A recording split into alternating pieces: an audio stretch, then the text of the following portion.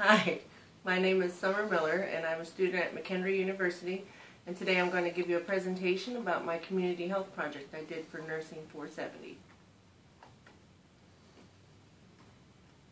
I've always kind of wanted to be a teacher since I've been in nursing. Helping the CNAs and stuff just made me feel like that was something I could do. So for me, I chose the population of teenagers. And I believe they're a very vulnerable population. They have many things working against them. I live in southern Illinois, so I chose the local high school here in my town. And whenever I found my mentor, Judy Seeger, we started talking about the population and the health disparities that are with that population. And what we came up with is about risky sexual behaviors, and that is what narrowed down to my presentation. The students in the class, they were really great. I really enjoyed it. It was 3 different classes. They were 3 occupational health classes. 2 of them were seniors and they were going through clinicals, and 1 of them was a junior class. And all these classes they could take would lead them into becoming a CNA if they chose. So, you know, with that being said, that they did know some of the medical terminology. They were pretty well-rounded. You know, we went to the hospital and worked together during my clinical sessions. We also worked in the lab and some computer lab. It was really a fun experience. I really did like it. I hope that I can continue to go back there and maybe see how those kids progress. The clinicals helped me establish a relationship with them, so they did feel more comfortable with me by the time that I did get to my presentation, which was kind of an awkward, you know, topic to talk about. So as I was, you know, doing my clinicals, I had to do research as well to do for the literature review for this project. And then I came across all the statistics that were prevalent with the teenage sexual behaviors. It kind of shocked me that the CDC had said something that, you know, they do a survey every couple years, and they found that almost half of the students are sexually active. And of those, half, 41% are not using a condom. So I thought that was pretty scary and pretty startling. I would imagine that, you know, the teenagers would be smart enough, but, you know, we'll come into more of that as I get through my research. The United States has the highest rate of teenage pregnancy. I had said that, you know, back in the 90s and the early 2000s it had gone down, but it had come right back up again here recently. And another statistic I came across was that in that age group of 15 to 24, half of the new cases of STDs are all in that age group. So that was kind of shocking, and I did use some of those statistics in my research, in my project, to the students themselves, just because I thought they were, you know, scary. And I think sometimes you have to give that information to them for them to kind of open up and realize, oh wow, it's you know, something dangerous. Let's be a little more smart about it. So my literature review that we did, you know, that I did discuss the risk factors, the implications, the positive influences, current education, some experimental education programs that I came across in the literature, and then those were all related to sex education. So some of the risk factors within my literature review was a correlation between teenagers and their parents that abuse drugs and alcohol, or, you know, are involved in a divorce with step-parents. It did seem like it affected the teenagers, and they wanted to be more promiscuous, and you know, they didn't feel safe at home, so they wanted to go out and do unsafe things, I guess. Another research, or another article that I came across, they did a risk factor, was just lack of parenting. You know, the parents leave the home, leave the kids on their own. You know, they might have to be working. I understand. Myself, me and my husband both work. We have children. But leaving them without any kind of, you know, guidance or anything to help them through those times, that definitely can be a risk factor. Another one I found in the literature was kind of interesting, but it makes sense to me, was a higher rate of sexual activity in people that have been bullied or are the bullies themselves. That whole, you know, angry thing, they have said, you know, that bullying is, there's a reason why kids are being bullied or bullying, because there's obviously something else going on. Maybe it's part kind of goes back to that lack of parenting that's there as well. And some of the other risk factors I came across were just teenagers looking for that social status, using social media, and also using their cell phones to send provocative pictures and messages called sexting, to where they're actually, trying to, say these things to other people. And so there is some literature out there, and I'm sure there's probably going to be more just because this has become more prevalent with technology. Another part of my research was the implications of sex. Obviously, we all know about teenage pregnancy and STDs and STIs. The pregnant teenager, is more susceptible to dropping out of school and being on welfare. She is also, at risk of being a victim of poverty. Another thing with teenage pregnancy is that it can also be a problem for the baby itself. The baby could die. It could be born at a low birth weight, or it could be a victim of abuse. And a good thing with my presentation to the students was there was actually something very recent, very tragic that happened locally, where a 2-year-old baby was killed by her own mother, and her mother was only in her 20s and had several children already. And I think that really hit home for them. Is very difficult whenever you are a teenage mom, but there's still no reason to take a baby's life. But and the other implication that was well discussed was the STDs. I couldn't believe it that there's actually 20 possible STDs out there. This information I found, throughout my research, and I think it kind of hit home with the kids as well. I did find some good things with the research of positive influences that could help the kids, and it was definitely found with the parents again, that the supportive parents and the knowledgeable parents that are helping their, kids get their information and are there for them and wonder about them and are keeping in the know. So it's helping decrease the sexual activities in those adolescents with those parents.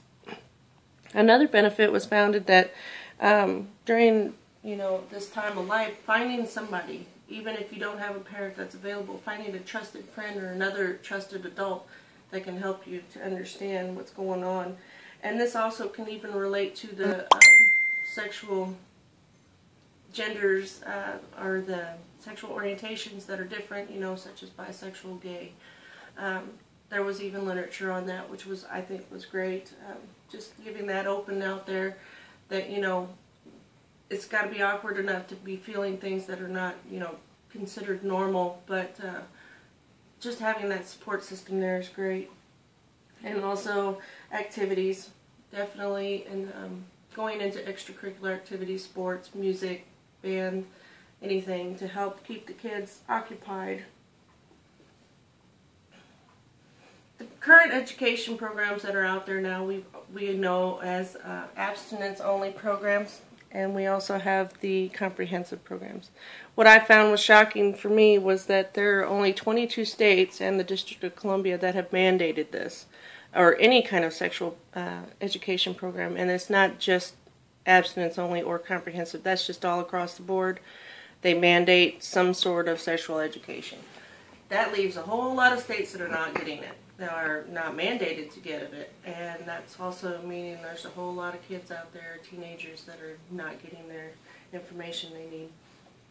The two I just talked about, two that are out there, and I found in several of the research that I've looked through that the abstinence-only programs are definitely not as effective. And I think that's just for the sheer fact they only preach, and they don't preach per se, but they only, state abstinence is good, let's not have sex because it's, it can lead to this and this. But they don't tell the students anything on how to protect it if they choose to have sex. And so it's giving them a lack of information and they're not getting.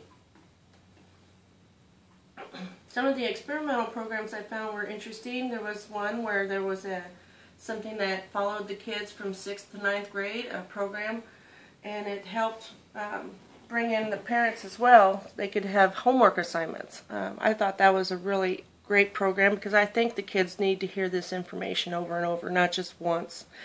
The students that I went to, they only had the information presented to them in their freshman health class. That was it.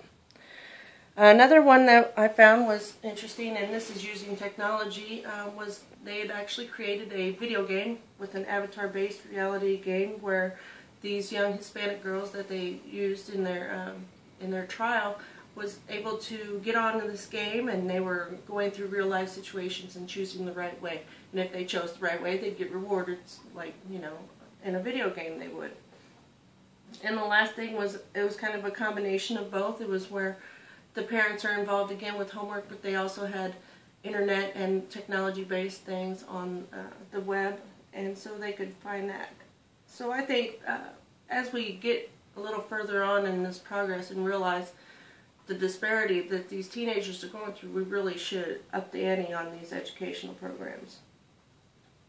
So to prepare for my presentation at the school, you know, I went through and did my literature review for the topic, and that information helped, you know, get into my PowerPoint and what I was going to use to present to them.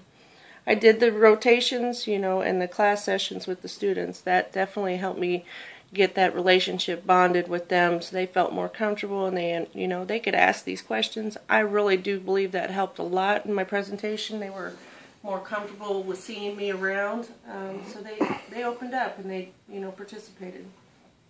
Obviously, I had a PowerPoint similar to this, but I did have a lot of pictures, a lot of gruesome pictures, just to really drive home, especially the STDs. You know, it kind of just was like, ooh, but, you know, I think that was something they needed to see. I did have some birth control samples that I was able to pass around throughout the class during my presentation at the end when I talked about birth control. That was from the local health department. And what I found was on WebMD there was a little quiz that helped me, what I gave to them a couple weeks before my presentation, to see where their information, you know, their knowledge lied, so I could like develop my presentation around it. Then I gave that to them again at the end. And then of course I recorded it.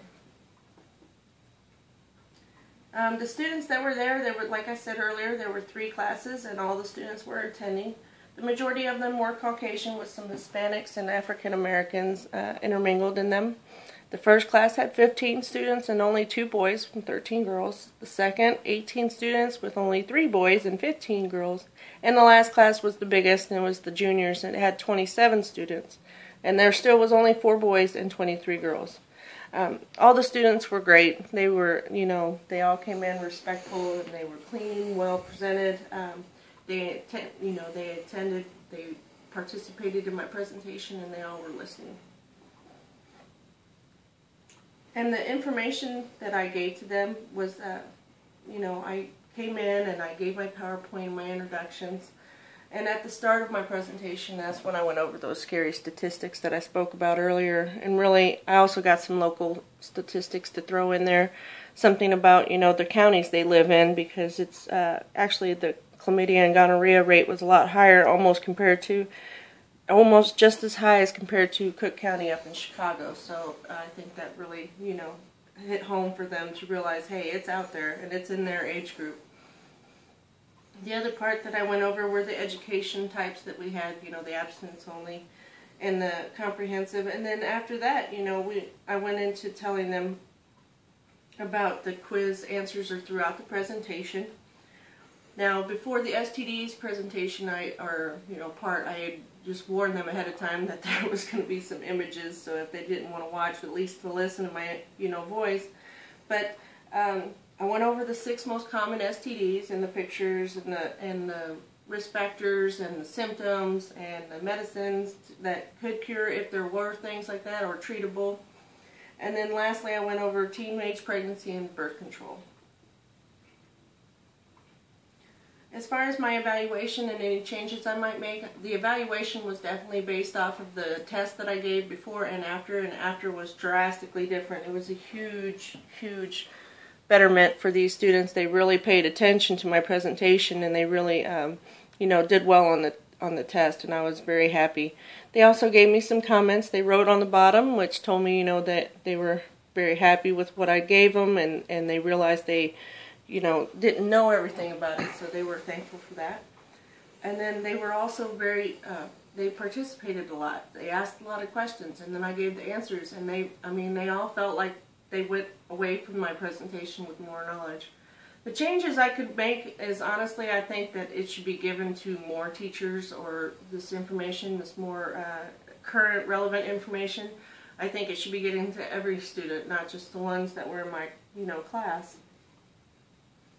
And that's about it. I really enjoyed doing the presentation. These are some of my references, but I really enjoyed doing the presentation on the students, and I had a great time. And I'm thankful for this class. It really helped me believe that I want to be a teacher. So I'd like to say thank you for listening to my presentation, and have a great day.